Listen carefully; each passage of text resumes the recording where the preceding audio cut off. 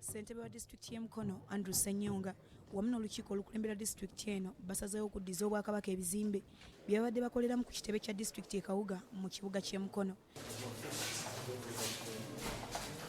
Ebizimbe bino bisangibwa ewalina okubeera ekitebe ky'eggombolola ya Mutubeena Kawuga nga mwe mubadde ofiisi za disitulikiti y'e Mukono. Ssentebe Ssenyonga agamba nti basazeewo okubivaamu kubanga mwe mulina okutuula olukiiko lw'essaza ly'e Kyaggwe n'ebirala bingi.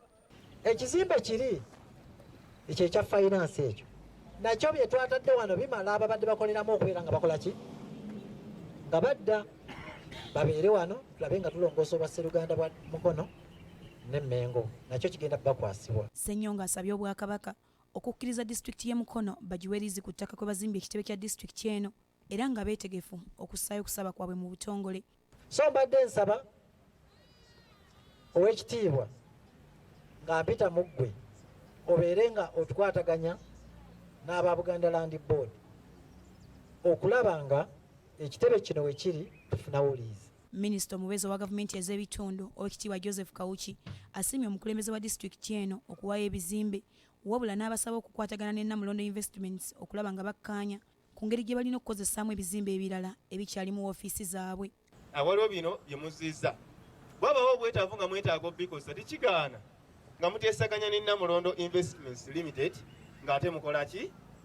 mubikozesa bamuga nti twagala okussaamu kosa eby'obulimi bwaba nga tewaliwo mirimu gigenda kukozesebwa mu butereevu egy'Obwakabaka bwa Buganda nga mujja nga mubikosa ng'abapangisa.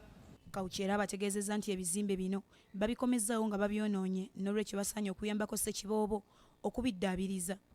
Timukoledde mu bizimbe okuva 66 okutuuka olwaleero ubwereere tukubireko mu ngalo tekisanga era yensonga lwaki omukulu ayogedde wannakazadde nja kubasaba